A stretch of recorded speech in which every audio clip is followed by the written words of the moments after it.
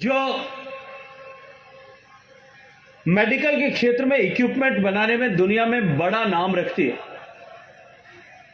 इस कंपनी ने जोधपुर में पिछले कई दिनों से मेरी बातचीत हुई। उसके बाद में यहां स्थानीय स्तर पर जोधपुर की एक स्थानीय मेडिकल डिवाइसेस बनाने वाली कंपनी के साथ में एक गठजोड़ करके जोधपुर में एंडोस्कोपी, कोलोनोस्कोपी और ब्रोंकोस्कोपी के इक्विपमेंट बनाने की इंडस्ट्री प्रारंभ की है। और मैं ये मानता हूं कि ये शुरुआत केवल एक प्रतिष्ठान की शुरुआत नहीं, अपितु जोधपुर में इस दृष्टिकोण से एक नए युग की शुरुआत आज होने वाली थी। उस कार्यक्रम में राजस्थान सरकार के सम्मानित चिकित्सा मंत्री आदरणीय गजेंद्र सिंह जी खीमसर उपस्थित थे। जापान से आए हुए कई तकनीकी के विशेषज्ञ उपस्थित थे। जापान सरकार के प्रतिनिधि थे। वहां के राजदूतावास जो दिल्ली में है उसके प्रतिनिधि यहां आए थे।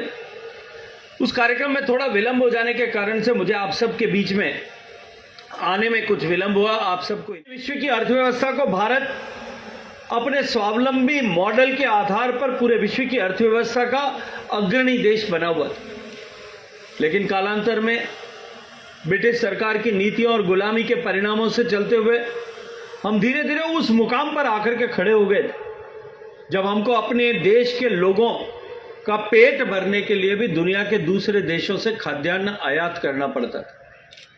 हमारे भारत के नेता, भारत के प्रधानमंत्री उस समय तक 60-70 के दशक में वो दुनिया के दूसरे देशों के साथ में उनको मात्र इसलिए समझौता करना पड़ता था कि वहां से वो खाद्यान्न को प्राप्त कर सकें, दलहन को प्राप्त कर सकें, तिलहन को प्राप्त कर सकें, खाने के योग्य तेल का आयात कर सकें, कपास का आयात कर सकें।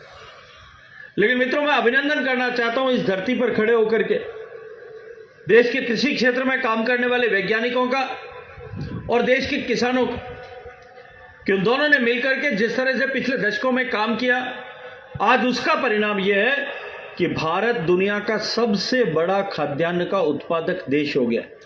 पिछले एक साल में भारत ने 300 से ज्यादा लाख मीट्रिक टन खाद्यान्न का उत्पादन किया।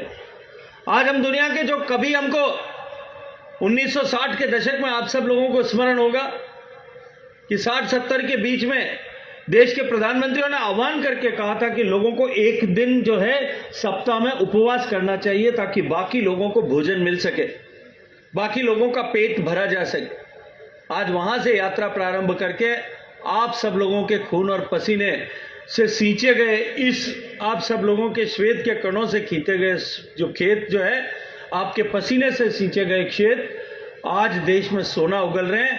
हम दुनिया के सबसे बड़े जो है गेहूं और चावल को उत्पादन करने वाले देश। आज हम दुनिया के सबसे बड़े श्री अन्न, बड़े मोटे अनाज को उत्पादन करने वाले देश। आज हम दुनिया के सबसे बड़े शुगर और शुगर के चीनी और गन्ना पैदा करने वाले देश। आज हम दुनिया के सबसे बड़े दूध उत्पादन करने वाले देश। आज हम दुनिया के कभी पहले नंबर पर होते हैं, कभी दूसरे नंबर पर होते हैं कपास उत्पादन करने वाले देश। हम दुनिया के दूसरे बड़े फल और सब्जी उत्पादन करने वाले देश। हम दुनिया के तीसरे बड़े मांस और मछली के निर्यात करने वाले देश बन गए। आज हम उस मुकाम तक आकर के खड़े हो गए कि पूरे दुनिया में जो भारत कभी दुनिया भर से खाद्यान्न को इंपोर्ट करता था, आज दुनिया को हजारों करोड़ रुपए का चावल से लेकर के हजारों करोड़ रुपए तक का मरीन प्रोडक्ट, समुद्री उत्पाद जो है वो एक्सपोर्ट करने वाला देश बन गया।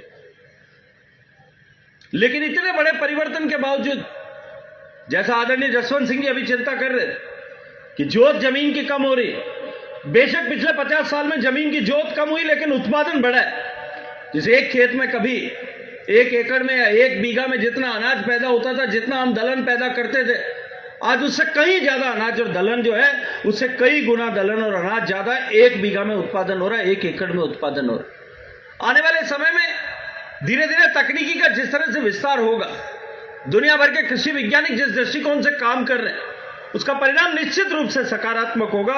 आने वाले समय में कृषि और भी अधिक उत्पादन, कृषि में, खेतों में और भी अधिक उत्पादन बढ़ने वाला। लेकिन किसान के सामने अनेक तरह की चुनौतियां और संकट खड़े हैं। सबसे बड़ा संकट जो हमको दिखाई देता है, जिस तरह से मौसम का परिवर्तन हो रहा है।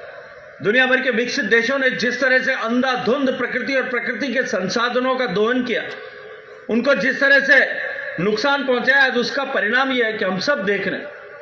कदे हो तो आपने सावन रो महीनो हो तो सावन महीना में बिरकर महीना में 3-3 4-4 महीना तक जड़ लागी रहती, बरसात होती। आज वहां से निकल करके हम उस परिस्थिति पर आ गए कि आज मौसम जो है पूरी तरह से बदल गया। सर्दी का लेट आती है, गर्मी पहले शुरू हो जाती है, दुनिया भर का टेम्परेचर बढ़ रहा है, बरसात असमय होने लगी है। ऐसे समय में हमको तकनीकी रूप से बहुत अधिक काम करके नई तकनीकी को उसी गति के साथ में खेत में अपनाने की भी आवश्यकता है। हम आज काजरी में खड़े होकर के चर्चा कर रहे हैं, एक तरफ पानी की कमी होने के चलते हुए जिस तरह से हमारे खेतों में पानी की कमी हो रही है, जमीन का पानी सूखता जा रहा है, उसके कारण से एक चुनौती हमारे सामने बढ़ रही है। और उसका समाधान अगर कोई है तो हमको क्या उगाना और कैसे उगाना है, इन दो पर विचार करके वैज्ञानिकों के साथ मिलकर के इनकी सलाह के अनुरूप हमको काम करना पड़ेगा।